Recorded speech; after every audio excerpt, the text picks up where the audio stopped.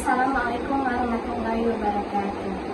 Baiklah, di sini kami dari kelompok 2 ingin mempresentasikan hasil dari diskusi kami yang berjudul Sistem Komunikasi sebagai bagian dari subsistem sosial dan politik dan budaya. Saya Anggita Pelangi dan rekan saya Nabila Putri Zaza. Yang pertama adalah definisi sistem sosial, di mana sistem sosial adalah organisasi hubungan antara posisi ataupun kelompok sosial dalam masyarakat dan dapat dilihat dari dua sisi, sebagai struktur dan sebagai proses sosial. Terus strukturnya terbagi dari dua parameter, yaitu nominal berupa agama, suku, serta pekerjaan. Terus gradual yaitu pendidikan, kekuasaan, dan kekayaan.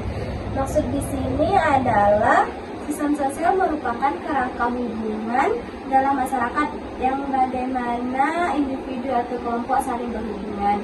Oke, selanjutnya pandangan Talcott Person tentang sistem sosial, yaitu sistem sosial terdiri dari aktor, motivasi, dan simbol bersama. Terus ada beberapa fungsi, yaitu harmonis, terus mendapat dukungan, memenuhi kebutuhan, serta menumbuhkan partisipasi, dan mengendalikan gangguan dan konflik dengan menggunakan bahasa. Oke, next. Definisi sistem politik. Di sini sistem politik adalah bagian dari sistem sosial dan fokus pembagiannya sebagai pembagian kekuasaan. Maksudnya yaitu di mana di sini adalah sistem politik sebagai sistem sosial yang mengatur dalam setiap pengambilan keputusan, terus pembuat kebijakan, serta dalam pembagian kekuasaan.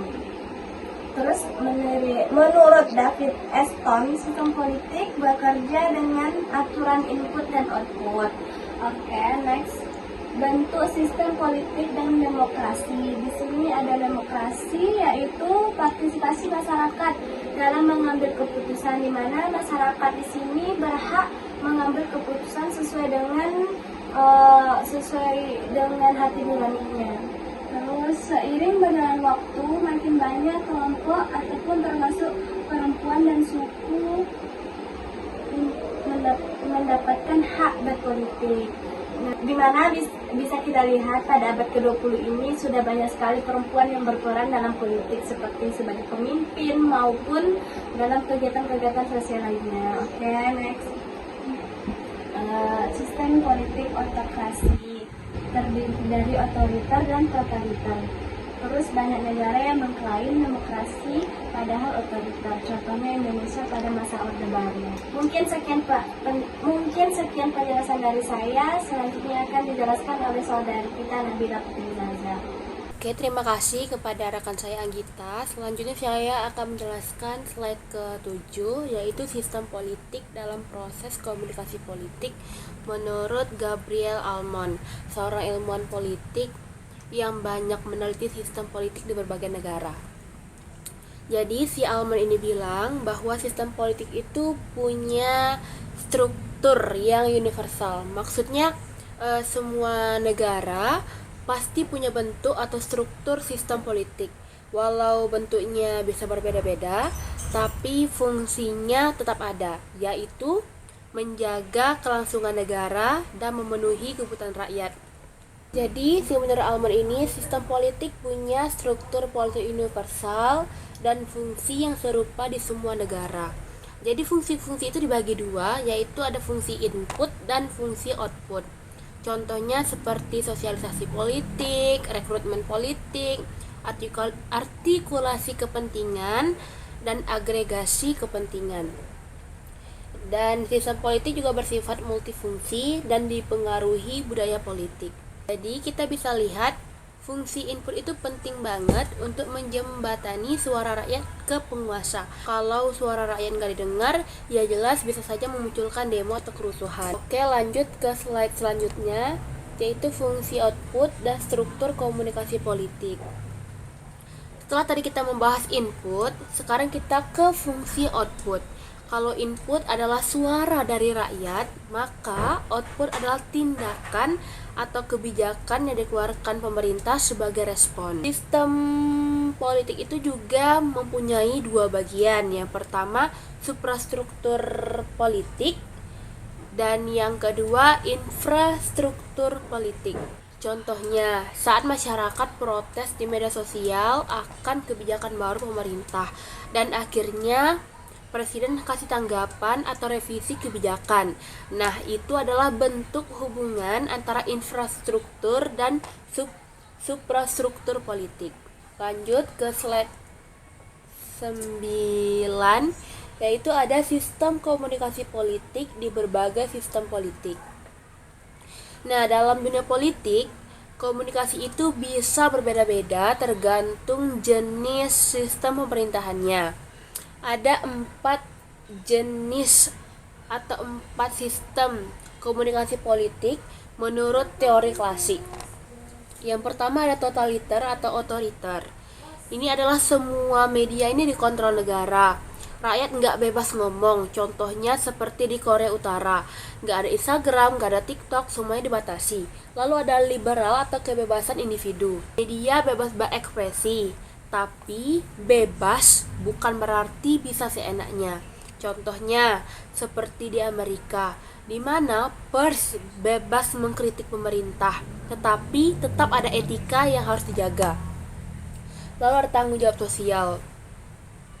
Di sini pers bebas tapi punya tanggung jawab moral ke masyarakat. Misalnya media nggak asal menyebar berita hoax walaupun bebas.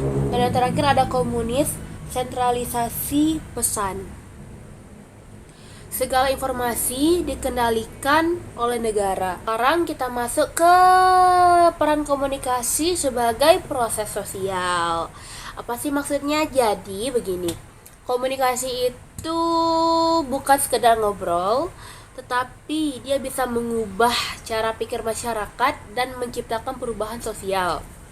Contohnya kampanye anti rokok. Awalnya orang ngerasa ngerokok itu biasa saja, tapi karena komunikasi terus-menerus lewat iklan layanan masyarakat, sosialisasi di sekolah, dan media sosial, lama-lama orang makin sadar dan banyak yang berhenti merokok.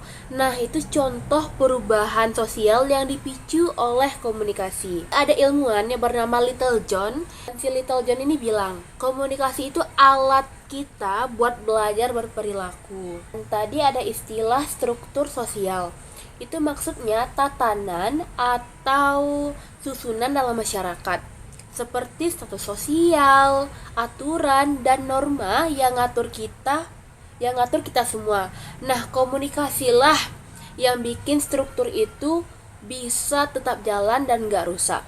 Lalu di slide terakhir ada komunikasi sebagai proses budaya. Ini kita akan bahas komunikasi sebagai bagian dari proses budaya. Jadi budaya itu gak cuma tentang pakaian adat atau tarian, tapi juga nilai, bahasa, dan cara kita berinteraksi. Lalu ada ilmuwan antropologi yang bernama Konjaraningrat, dan dia berkata, dia bilang budaya itu terdiri dari gagasan, budi, dan karya manusia, dan itu semua dipelajari lewat proses belajar, yang mana itu adalah komunikasi juga. Di komunikasi dan budaya itu saling terkait.